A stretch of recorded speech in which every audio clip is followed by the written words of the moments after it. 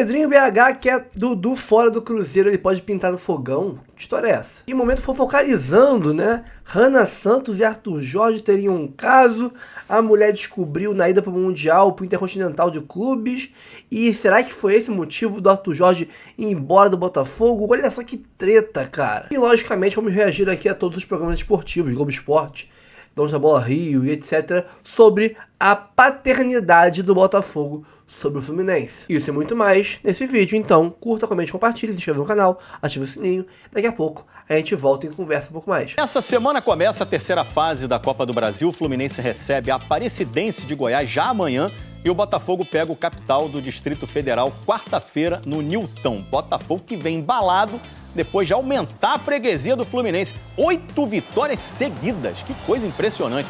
Primeiro gol do Botafogo foi do Vitinho, jogada lá pela direita, chegou de frente pro gol, fez 1-0. E já no fim do jogo, um contra-ataque, uma bola perdida ali pela defesa do Fluminense, Savarino vai fazer esse belo gol. Aliás, Savarino, Igor Jesus jogaram muito bem essa partida. O Fluminense está descansando até agora. Momentos do clássico na tela, porque o Bigode tá todo felizinho que o Botafogo dele ganhou.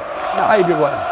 Eu não torço pelo Botafogo, não é o meu time de coração, mas sim, eu tenho um carinho, time de fígado, de eu costela. tenho um carinho pelo Botafogo e é um grande absurdo você dizer que o primeiro tempo não foi bom, porque o primeiro tempo foi maravilhoso, especialmente pela ótica do botafoguense. Demais! Eu acho que a gente gosta muito de criticar, né, quando as coisas não vão bem, mas o Renato Paiva, ele foi muito bem nas escolhas dele para esse jogo.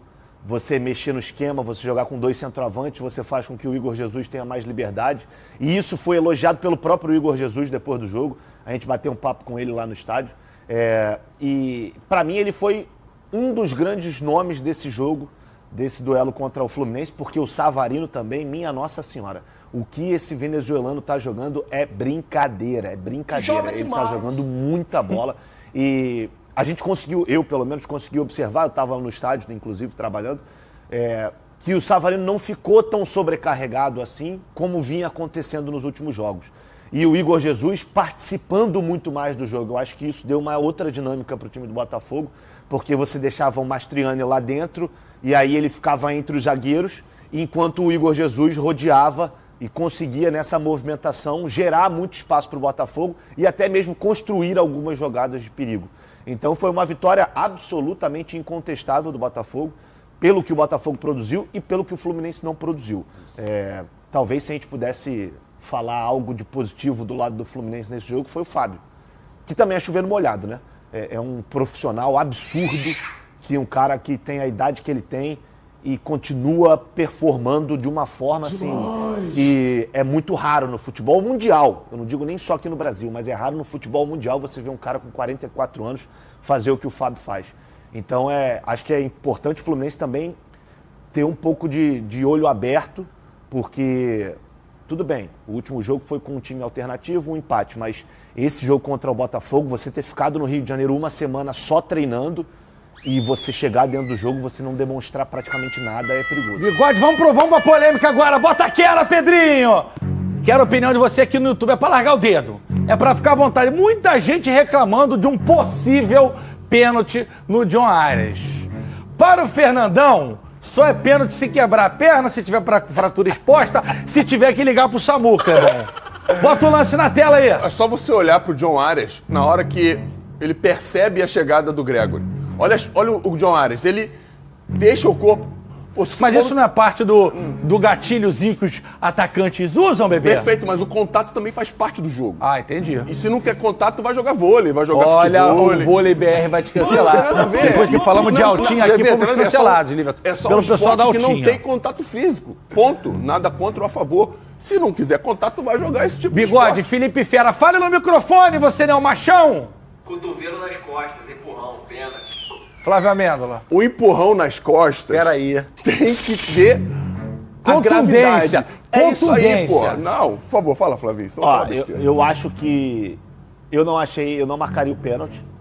Eu acho que o Arias ele espera o contato do Gregory, mas você tem um ponto interessante, que se fosse fora da área, provavelmente marcaria a falta. Claro que marcaria. Provavelmente marcaria a falta. Claro que marcaria. Mas eu fora da área, né? Vendo o lance na velocidade normal, pra mim não é pênalti. É isso. Mas Porque se aí câmera lenta. se você bota em câmera lenta, aí fica complicado. E outra coisa, só para não dizer que o pessoal do Tricolor fala, não, mas só contra o Fluminense. Eu não marcaria o pênalti no Arrascaeta também. Tenho toque no pé do Arrascaeta, mas o Arrascaeta tinha o controle da jogada e ele opta por não jogar. Machucou o pezinho dele. Não, machucou Não, nada. Machucou o pezinho. Machucou nada. Concordo com Machucou Fabinho. o pezinho. Pra mim, Concordo nenhum com dos o dois. Mas foi o cara tá com dor no pé, ele vai andar como, pô? Não. Tá com dor nenhuma. Vocês agora são flanelinha de dor da vida dos outros. Não. Você também que é muito complacente. É. Pra mim, meu irmão, a favor do meu time, na dúvida é pênalti. Não tô nem aí pra Qual é o você. teu time? Não sei. Pra mim, os dois foram pênaltis. Não, sacanagem, de ontem eu fiquei na dúvida. Mas se fosse fora da área, ele ia dar. E o do Flamengo, pra mim, Esse pênalti eu também claro. acho. Se Esse fosse aí. fora da área, ia Mas dar. não vou falar mais. Vamos falar de nada. Obramax. Canedo, o que aconteceu com o Botafogo e Fluminense, hein? Parecia 2024. Fiz assim, que isso? Que ano nós estamos? Por favor. O que houve? Periga chegar na semana que vem, o Botafogo jogar mal de novo e todo mundo perceber que Não dá. Eu também não acho qual que é a um jogo só... coincidência que tá aí. Não, só um jogo só não justifica. Mas foi mais parecido 2024, né? O primeiro tempo, principalmente. Foi um grande primeiro tempo do Botafogo e eu acho que funcionou uma nova estratégia do Renato Paiva, botou o Mastriani, então conseguiu até desafogar o Igor Jesus, porque ele deixou de ser o centro das atenções ali no ataque, de ter talvez marcação dobrada. Ele é um cara que gira muito, e aí, com essa atenção dividida, o Igor Jesus pôde se movimentar mais e ajudou a criar muitas linhas de passe, de espaço, que ele é um centroavante muito móvel, muito bom o Igor Jesus. Pode estar com pouco gol, mas também acho que nesse ano a bola não chega, tem chegado pouco para finalizar em si. Ele até cabeceou uma bola na trave, deveria ter feito gol, mas ajudou muito o Botafogo ali no primeiro tempo. E aí acho que foi uma estratégia, né, um ponto tático ali que o Renato demorou a perceber, que o Vitinho estava traindo o Canóbio para dentro e o ponta bem aberto, no caso o Matheus Martins. Quando ele pegava, já tinham dois rasgando linha. Sim, sempre. E aí o Botafogo sempre conseguiu esse passe. Acho E o que foram tumulto pelo no menos meio-campo, 3 né? ou 4. E o tumulto, muito jogador ocupando o meio campo. Ali tava difícil de pegar a segunda bola, nenhum rebote estava dando certo também. 3 ou 4 bolas ali no primeiro tempo que o Botafogo poderia ter feito gol. Fez em uma com o Vitinho, o lateral que fechou. No segundo tempo o Fluminense melhorou um pouco, melhorou postura também, mas eu acho que insuficiente para merecer um gol, né? Até teve uma chance ou outra ali, mas nada de extraordinário. Uma vitória merecida do Botafogo, que acabou sendo a 8ª seguida, uma freguesia inacreditável na história dos clássicos aí. Acho que nem Palmeiras e Santos, que o Palmeiras vence bem, Flamengo e Vasco, nessa sequência de Flamengo e Vasco, acho que o Flamengo não chegou a ter 8 vitórias seguidas. Acho que não. Isso, são 8 vitórias, tá, pessoal? Não é que são 8 jogos de invencibilidade, não. 8 vitórias seguidas do Botafogo em cima do Flu. Não, isso é bizarro, com vários técnicos, né? O Botafogo trocou de... Então não é assim, o Guardiola, era Guardiola, tá ganhando de tudo. Não, o Botafogo teve vários treinadores e alguns bem duvidosos, de qualidade duvidosa, e todos ganharam do Fluminense. Então, acho que a torcida do Botafogo tem que tirar muita onda mesmo, que é um período inédito ali na história do Clássico, e vitória merecida, assim. Fluminense falta poder de fogo. Eu também acho. Falta muito, hein? E falta, assim, o Renato acabou de assumir, né? Tem vícios que vêm da outra gestão, tem um monte de coisa para resolver, né? Não é um jogo que a gente também vai acender alerta, não tinha o que fazer. O Botafogo é um time melhor, é um elenco melhor hoje, e jogou melhor. O primeiro tempo foi muito bem, jogando na sua casa, se impôs. O Botafogo tem resquícios, DNA das outras gestões, que são melhores do que o DNA resquício da gestão do Fluminense e das gestões anteriores do Fluminense. Só isso, né? O trabalho demora. O Paiva está começando e o Renato também está começando. O Paiva tem um pouquinho mais de tempo. Mas de memória muscular e de movimento dos jogadores, isso existe. Os caras têm memórias. Pô, o fulano pega na bola, eu sei para onde eu tenho que correr. A memória do Botafogo é uma memória muito mais agradável do que a memória do Fluminense hoje. Então, eu também achei normal. O que a gente pode... É que o Renato... Fala aí. Não, eu ia falar que o Renato pode ser cobrado, não sei se você ia puxar a demora, isso, mas... né? A demora. Demorou para reagir, eu achei. Podia ter reagido já no primeiro tempo. No intervalo, ou até dentro No mesmo do primeiro tempo. Já Sim. dava, isso ele demorou. E ele vai ser cobrado para o time dele criar, porque assim, times do Renato, né, pelo menos historicamente, sempre criaram, né? Pô, tanto no Grêmio, Flamengo, né? O Flamengo dele fazia muito gol, era um time muito forte no ataque. O Fluminense até agora tem um problema ali identificado de falta de poder de fogo no elenco, não dá mais para confiar no Germancano, a verdade é essa. O Cano gera pouco jogo, então ele precisa que o Fluminense tenha muito volume de jogo para que ele consiga fazer os gols. O Fluminense não tem. O Fluminense tem pontas também de qualidade duvidosa. Coitado do Arias, tem que fazer tudo. O Ganso jogou muito mal no primeiro tempo, saiu, está voltando da miocardite. Mas o Renato vai ser cobrado para melhorar isso em breve, coletivamente, para o Fluminense passar a criar mais chance de gol. Porque senão os jogos vão ficar nessas margens pequenas. Vai ser um chute do Samuel Xavier desviado que vai virar gol. Sim. Ou vai ser um jogo como esse aí contra o Botafogo, que quem fizer o gol antes vai ganhar o jogo. O Dudu acabou de postar um VSF aqui, acho que é Vou Ser do Fluminense. É isso? Você quer, Canedo? Mentira, tô brincando, não fez isso não. Vou ser do Fluminense, acho que foi isso que ele quis dizer. Essa história é um absurdo, né? Agora, a única coisa que podemos também falar sobre o ataque do Fluminense entre nós aqui. O Paulo Vitor tá achando que foi pênalti claro no Arias. Estamos em família. Se o Arias quiser cavar pênalti, ele tem que cavar pênalti melhor. Aquela puxada da outra vez, a gente lembra que o jogador sim pegou na camisa dele, como os jogadores pegam, mas ele não chegou a puxar, a gente conversou disso, né? E o Arias, rapidamente, porque eles pensam muito rápido, já se jogou, então o Arias previu um puxão, mas o puxão não veio. Então o juiz não foi na dele, nós também não. Estamos em família. Esse último lance, que a gente não pode mostrar porque senão derrubam, ele, sim, o jogador encosta nas costas dele, mas o jogador não chega a empurrar, ele automaticamente solta o corpo e se joga para frente. Se o jogador tivesse dado um tranco nas costas dele, ele teria sido pênalti. Eu não achei pênalti. Estamos em família. Vocês acharam pênalti? Você achou pênalti, Canedinho? Não foi para mim desproporcional, né? Foi, e é claro, é sempre subjetivo, a gente vai analisar com as imagens em câmera velocidade normal e câmera lenta, e nenhuma dos takes pareceu que o Gregori deu um empurrão forte, né? Que às vezes é aquele movimento de estender o braço. Isso. Não teve. Óbvio, o Gregori não foi ali também de santinho disputar a bola. Ele foi atrapalhar. Como assim? Contato liberado. Futebol é um esporte de contato.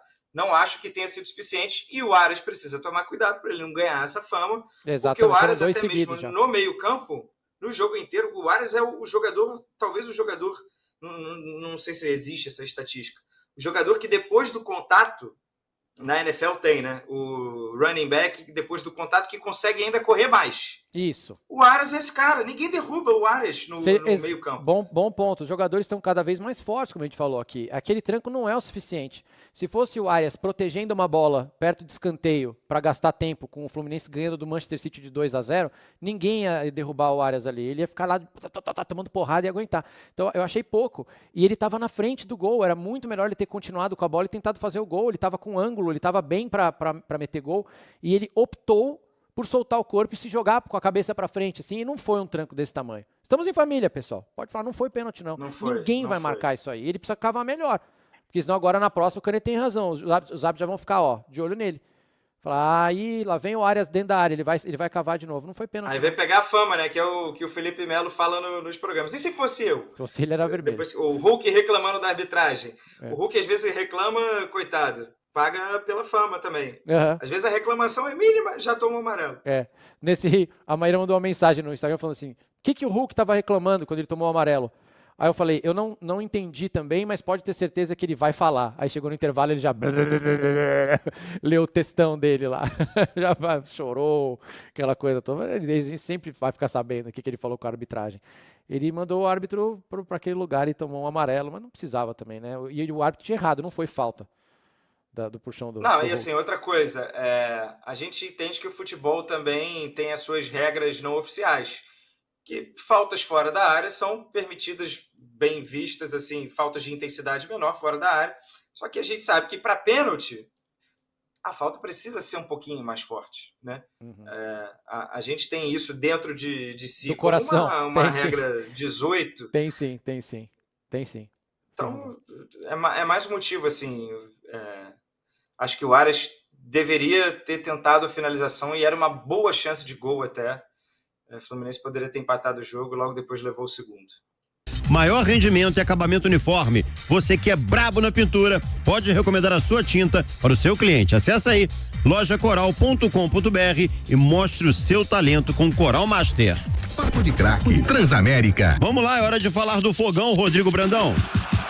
É isso, Zé. Que vitória importante do Botafogo no último sábado. Estivemos presentes lá no estádio Newton Santos, acompanhamos a vitória por 2-0, vitória que aliviou um pouco aquela crise que existia dentro do Botafogo e que colocava uma pressão para cima do técnico Renato Paiva, já que o time não vencia há 4 jogos. E eu dizia, durante toda a semana passada, nada melhor do que um clássico contra o Fluminense para recuperar a confiança. E não em tom de provocação, óbvio. É porque só o clássico em si já é um fator motivacional para os jogadores buscarem a vitória. Eu nem me referia à sequência de vitórias que o Botafogo tinha sobre o adversário. Mas depois que o jogo acabou, essa 8ª vitória consecutiva do Botafogo sobre o Fluminense entrou para a história. É a maior sequência de vitórias de uma equipe sobre outra na história desse confronto. E mais, dos clubes do G12, nenhum deles teve uma sequência tão grande de vitórias sobre o Fluminense. E a gente vai ouvir um dos destaques dessa partida, o meia Savarino,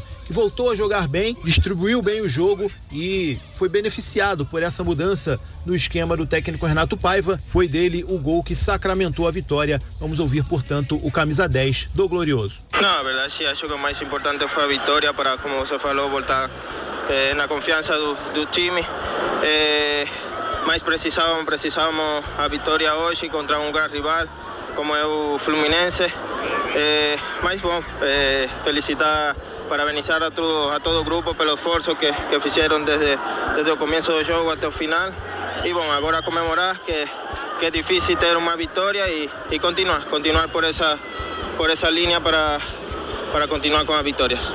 Tá aí, portanto, Savarino, que para muitos foi eleito o craque da partida, com justiça, fez uma boa atuação de fato, mas o Igor Jesus também fez um partidaço, eleito inclusive por você, né, Azevedo? O craque da partida, não fez gol, não deu assistência, mas participou das principais jogadas ofensivas do Botafogo, foi mais um jogador beneficiado por esse novo esquema tático montado para enfrentar o Fluminense. O Mastriani ficou mais fixo dentro da área e o Igor Jesus teve mais liberdade para recuar, voltar e até criar jogadas. O Botafogo, com essa vitória, respira na competição, sobe para a 8ª colocação com 8 pontos e terá o Bahia na próxima rodada, sábado, na Arena Fonte Nova, pela 7ª rodada do Brasileirão. Mas antes disso, tem o duelo pela Copa do Brasil, quarta-feira, contra o Capital do Distrito Federal. Essa partida vai acontecer no estádio Newton Santos, às 7 da noite. A gente vai trazer mais informações sobre essa partida no decorrer da semana, mas certamente os jogadores entrarão em campo muito mais leves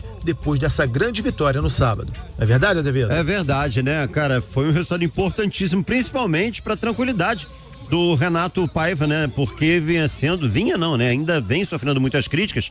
Uma vitória no clássico sempre dá uma amenizada, né, Gabriel? Esse é um dos clichês do futebol que eu gosto, né? Uma vitória em clássico, ela traz um ânimo.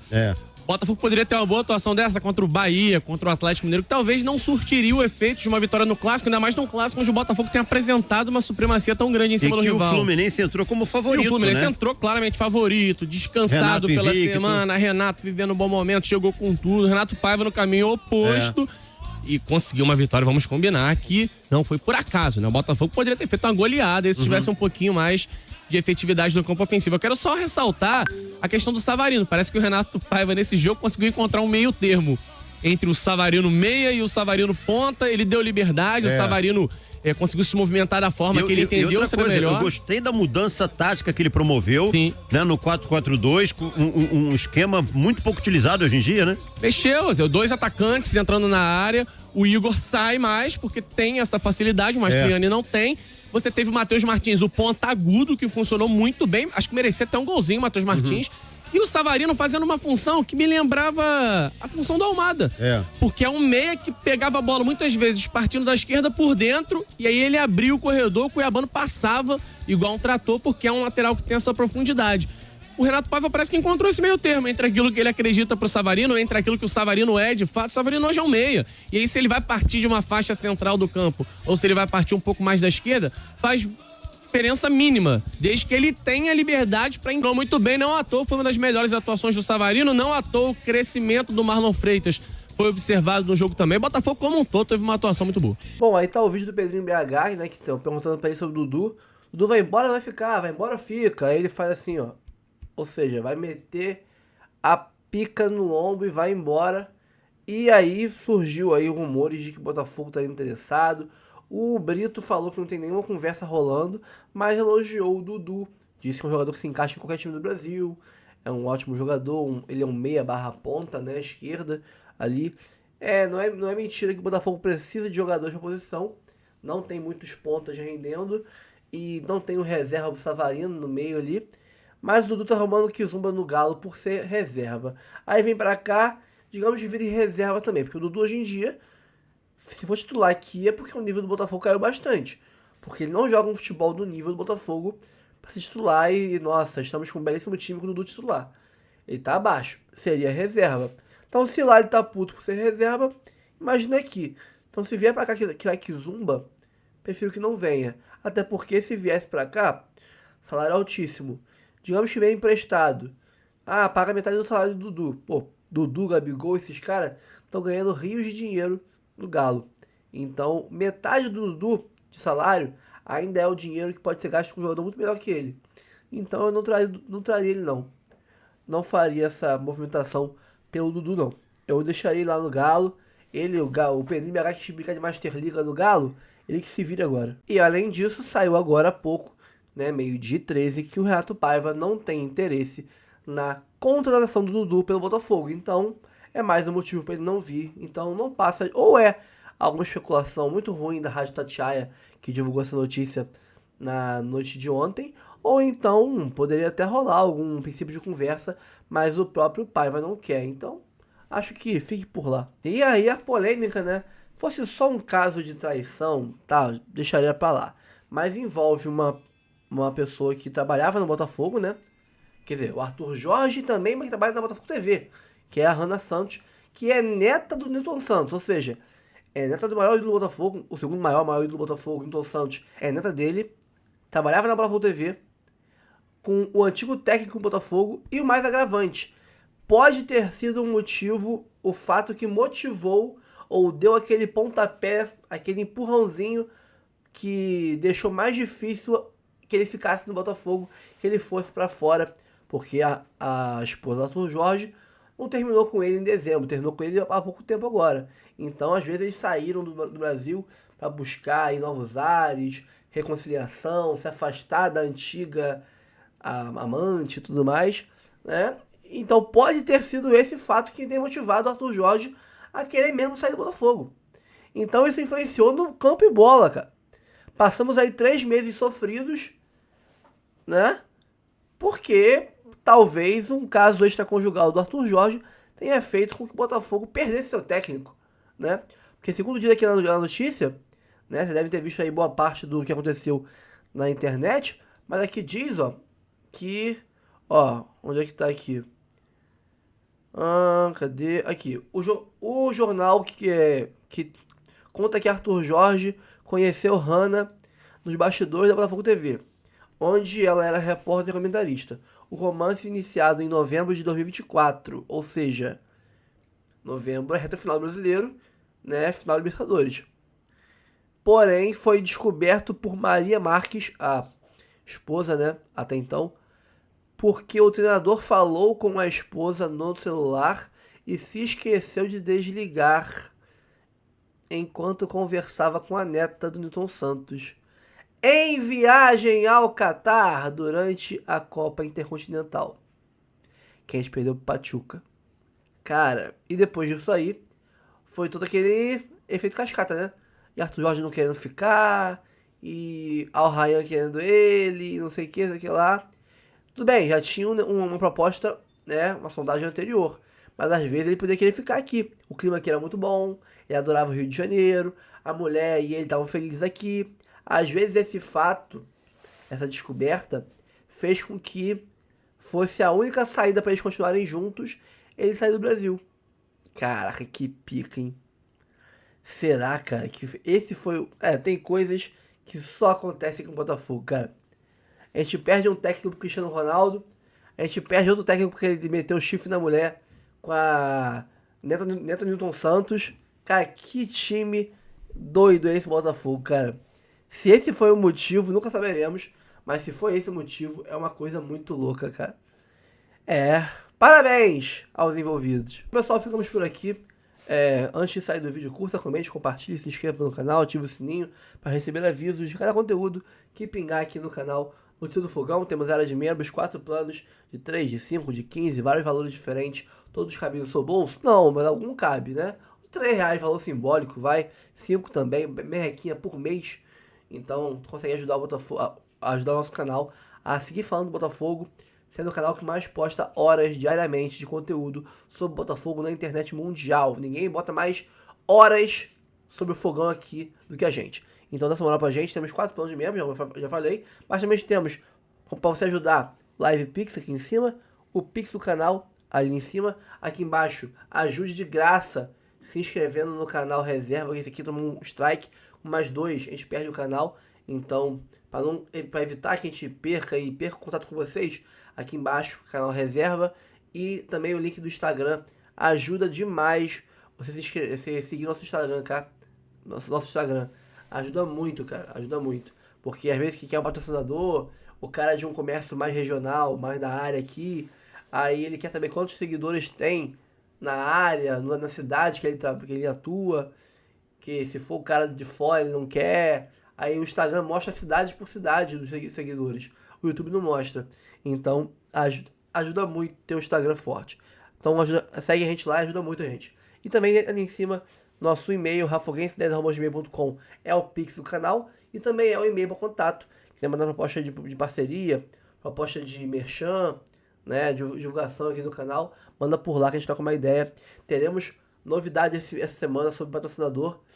Quiser camisa de times europeus, seleções, ou Botafogo, etc., de ótima qualidade, teremos uma parceria muito grande, gigantesca aqui, com descontos exclusivos para inscritos do canal e até 30% de desconto para quem for membro do canal na primeira compra. Então, preste atenção nos próximos vídeos. Essa semana teremos novidades. E também temos a parceira do canal, que é a Fresa Corretora de Seguros.